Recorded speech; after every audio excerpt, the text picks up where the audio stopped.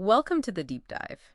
Today, we're going to jump into a world that's really evolved way beyond simple toys. We're talking about the modern RC hobby. Well, it's amazing how far it's come. Right, it's this whole sophisticated scene now, mixing like mechanical engineering, advanced electronics, even art, and really intense competition. Absolutely. So our mission today is simple, give you a quick guide, a shortcut really, to the main RC styles and, the kinds of people you find in this really vibrant community. I think you're going to be genuinely surprised by the depth here. It's way more than just remote-controlled cars. It really is. And what's fascinating, despite all the variety, is that almost all the hobby-grade stuff shares some core tech. Okay, like what?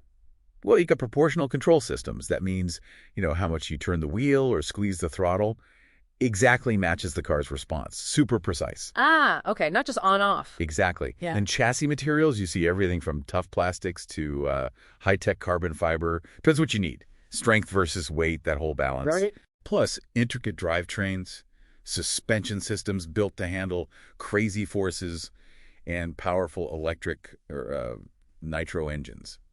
And it's all pretty modular. That's the key, really. Lets you customize like crazy. So tons of tech, but say someone listening just wants fun, like pure, unstructured, maybe slightly destructive fun. Where do they fit in? That's easy. That's bashing. Bashing, okay. I think total mayhem, unstructured fun. It's all about pushing the vehicle, doing huge jumps, crazy stunts. Monster trucks are kind of the classic basher vehicle. Right, those big tires. Exactly. Yeah. The main goal is durability, seeing what it can take. But honestly, a spectacular crash is often like part of the appeal. Haha. Okay, so braking stuff is encouraged.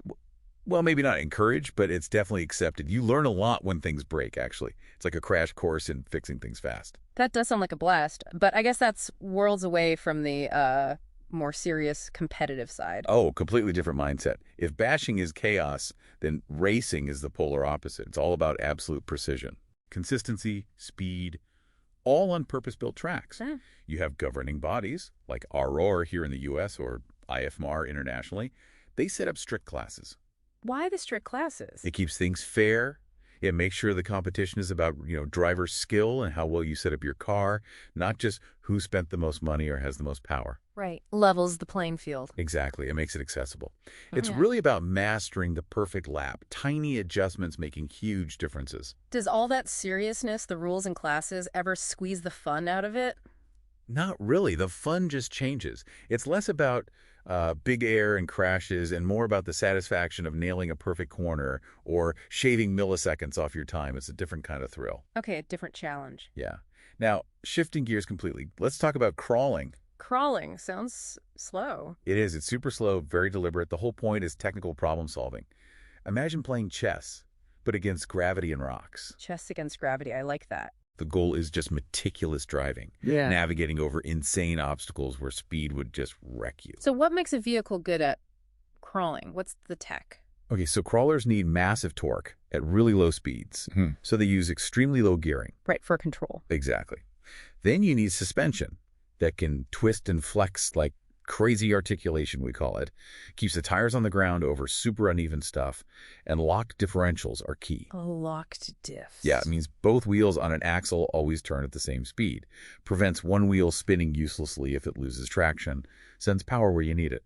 And even within crawling, there are niches. You've got rock crawling, which is competitive, running specific courses. Trail crawling is more about exploring, like miniature off-roading. Yeah. And then scale crawling. That's incredible. Hyper-realistic models. People call them dollhouse trucks. The detail is just, wow. Dollhouse trucks. That's amazing. Okay, moving on.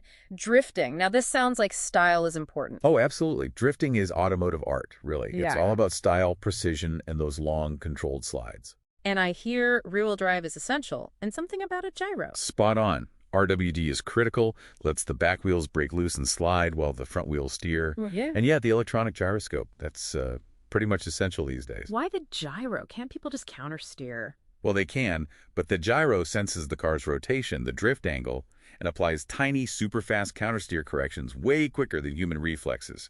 It helps maintain those smooth, long drifts. Setup is everything in drifting. Tiny adjustments to steering angle, special hard tires, suspension tuning. It's meticulous. And they compete. How does that work? Yep. There's solo runs, judged online, angle style, and then head-to-head tandem battles where drivers try to mimic and pressure each other. It's really cool to watch. And the drift community is pretty unique, too. Very open, lots of knowledge sharing, less secretive than, say, racing sometimes. Interesting dynamic. Okay, one last big one. Speed running. The name kind of gives it away, right? Uh-huh, yeah, it does. One goal and one goal only. Achieve the absolute maximum straight-line speed possible. Verified by GPS, usually. And how fast are we talking? The top guys, they're pushing past 200 miles per hour. Wait, what? 200 miles an hour? With a little RC car? Yep. It's pretty mind-bending. That sounds less like a hobby and more like, I don't know, miniature rocket science. It kind of leans that way sometimes. It's an extreme engineering challenge. We're talking custom aerodynamics for downforce, super high-voltage electric systems that are just incredibly powerful, and those specialized belted tires I mentioned. The belted tires again. To stop them exploding? Pretty much. Centrifugal force at those speeds is immense. Normal tires would just shred. Stock parts often just can't handle the stress, which actually pushes innovation. There's a whole niche market for custom, high-strength parts just for speedrunning. Wow. Okay, so wrapping this up. This RC world is clearly massive. There's something for, well, pretty much everyone, right? Adrenaline junkies, competitors, problem solvers, artists, engineers. Exactly. It's incredibly diverse. So for you, listening, if you're new and thinking about jumping in, here's what I'd suggest. Okay, advice time. First, embrace the build. Seriously, consider starting with a kit. Maybe a classic Tamiya buggy or something similar. Why a kit specifically, not just ready to run? Building it yourself teaches you everything about how it works. That knowledge is gold when it comes to fixing things or upgrading later. RTR's ready-to-run models are convenient, sure, but you miss that learning curve. Second, try to pick your own electronics from the start. Your steering servo, the radio system, battery charger. RTRs often bundle in cheaper electronics to hit a price point. Investing in decent stuff up front pays off. Good tip. Quality matters. It really does.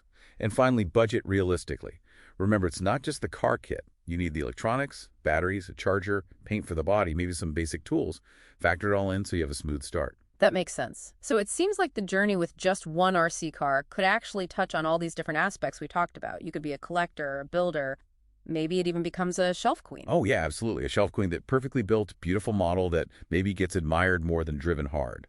Right. So it becomes this mechanical puzzle, maybe a bit of a historical thing, depending on the model, and even a piece of art. Exactly. It's this endlessly engaging world. Well, we hope this deep dive helps you find your own path within it. Thanks for joining us.